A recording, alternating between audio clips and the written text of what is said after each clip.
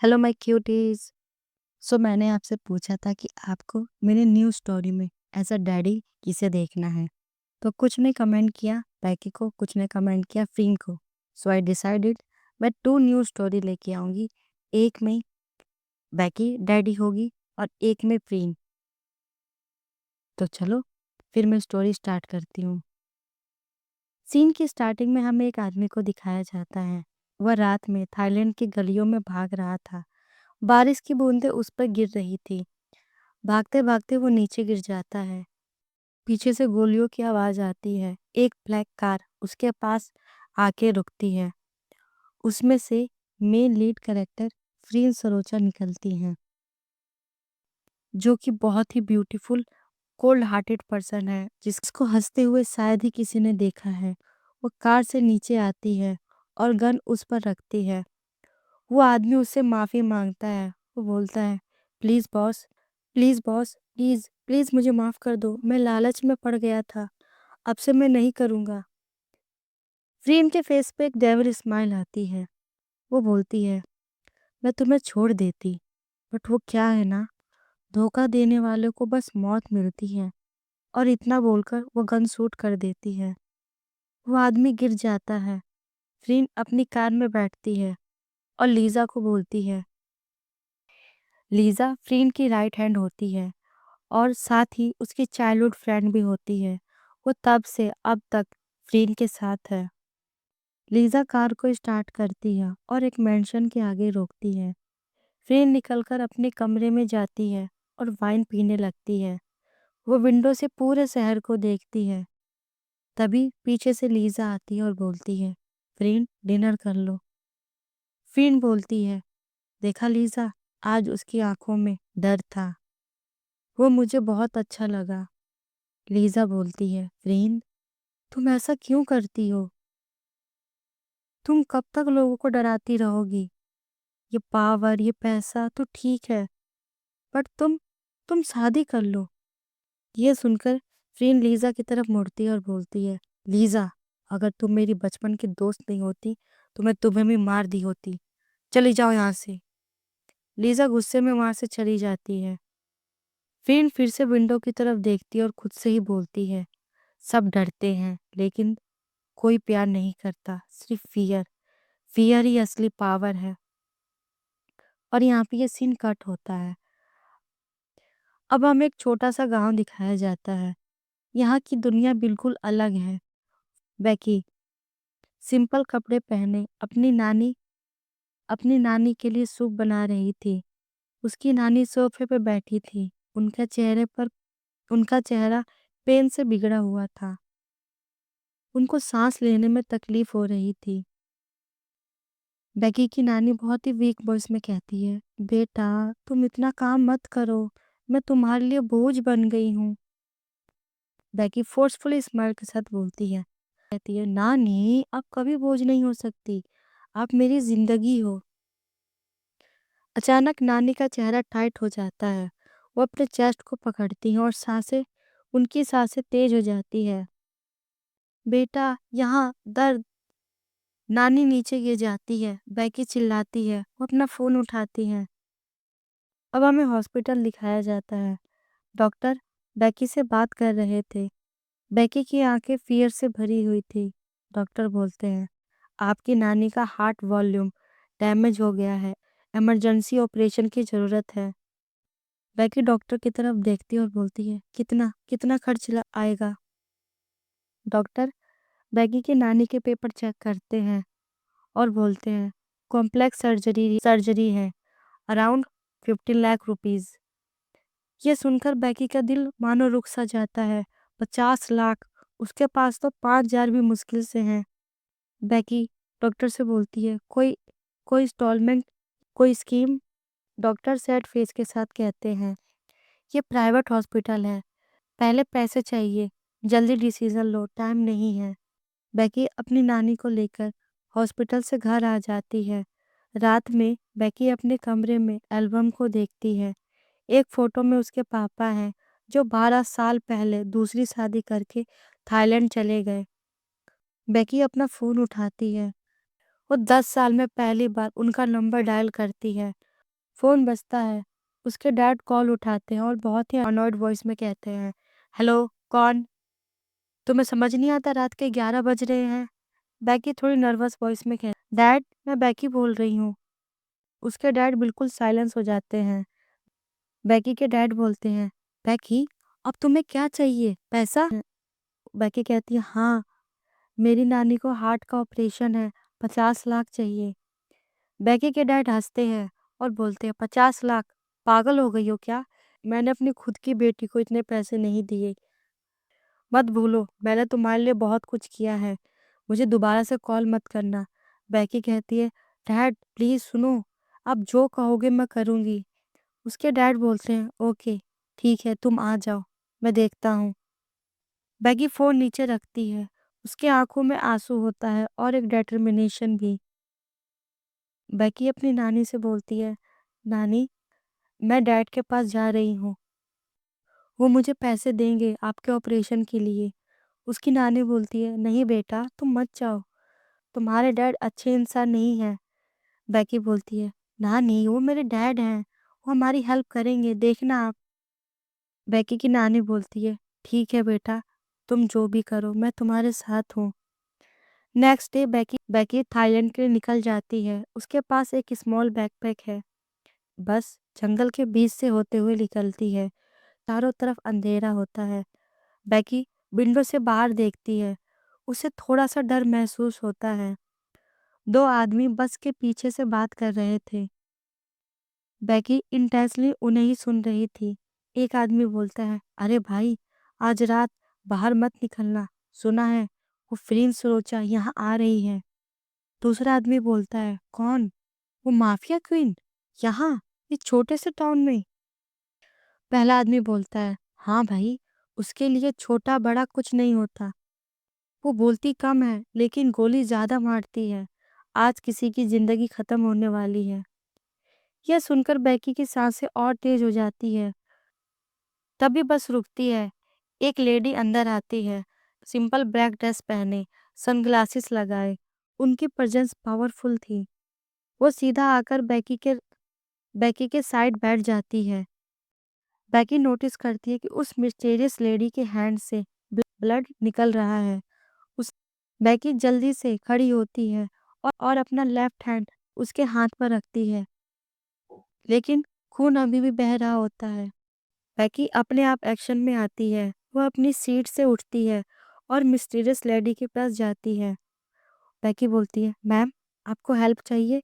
मैं first aid जानती हूँ। बेकी बिना परमिशन के अपने बैकपैक से एक स्मॉल फर्स्ट किट निकालती है। वह उस लेडी की तरफ देखकर बोलती है, आप टेंशन मत लो, मैंने नर्सिंग का बेसिक कोर्स लिया है नानी की देखभाल करने के लिए। वो मिस्टीरियस लेडी एक सॉफ्ट वॉइस के साथ कहती है, तुम डेयरिंग हो।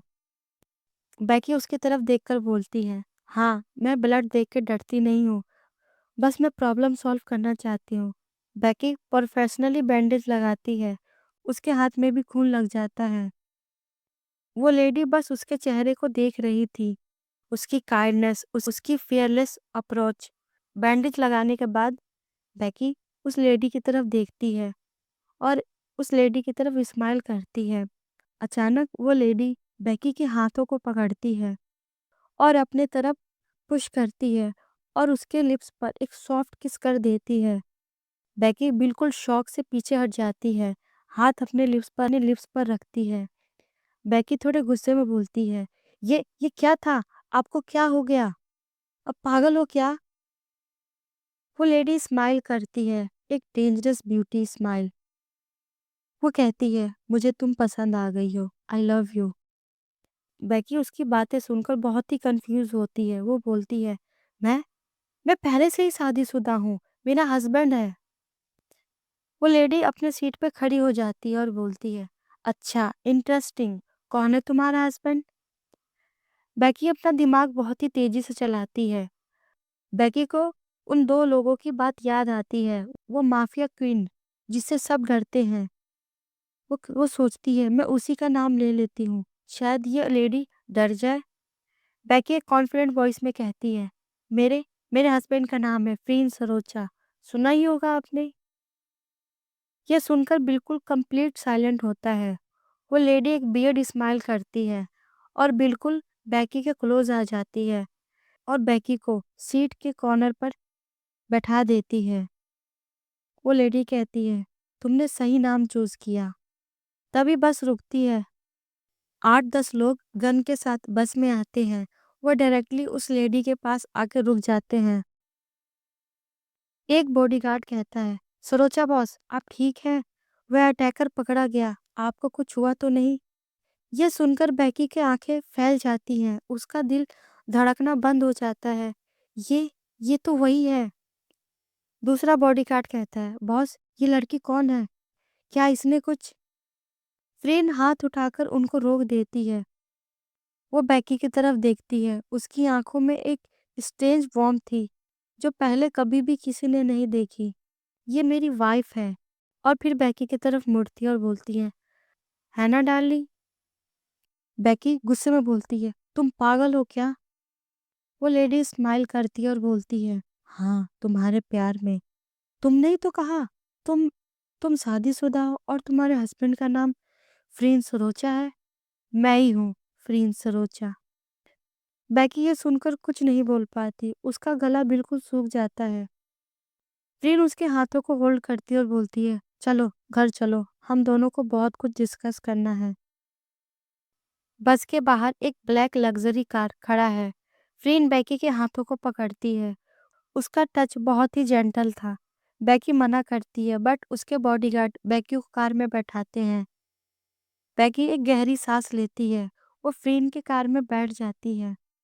कार के अंदर एक कंप्लीट साइलेंट होता है। बैकी विंडो से बाहर जंगल को देखती है। फ्रीन उसके साइड में बैठ वो बस बैकी को देख रही थी। उसकी ब्यूटीफुल आईज, उसके ब्यूटीफुल लिप्स, वो बहुत ही ब्यूटीफुल थी। फ्रीन कहती है, तुम्हारी आंखें ये बहुत ही ब्यूटीफुल है, तुम्हारी लिप्स। और इतना बोलकर फ्रीन बैकी के लिप्स पर अपने हाथ को रखती है।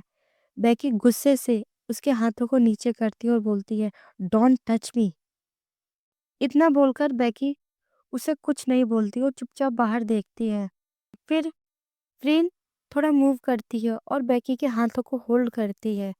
बैकी ये देखकर उसे कुछ नहीं बोलती। फ्रीन बोलती है, माय वाइफ ही, बताओ तुम क्या चाहती हो, मैं वही करूँगा। बैकी इतना सुनकर बैकी अपना हाथ छुड़वा लेती है। बैकी बोलती है, मेरे डैड को पता चलेगा तो तुम्हारा पता नहीं क्या करेंगे। मैं बस ये सोच रही हूँ। ये सुनकर फ्रीन हंसने लगती है। वो बोलती है, अरे वाह मेरे ससुर जी, मुझे तो उनसे मिलना चाहिए, उनको थैंक्स बोलना है। बैकी कहती है, थैंक्स क्यों? फ्रीन कहती है, वो इसलिए कि उन्हीं की वजह से तुम मुझे मिली, तुम इतनी ब्यूटीफुल जो हो। चलो मैं तुम्हारे डैड के पास चलता हूँ। बैकी और भी गुस्सा हो जाती है। वो बोलती है, तुम पागल हो क्या? तुम्हें कुछ समझ नहीं आता? यह सुनकर फ्रीन स्लोली अपना फेस बैकी की तरफ मोड़ती है। उसकी आंखों में कुछ इमोशन है जो बैकी समझ नहीं पाती।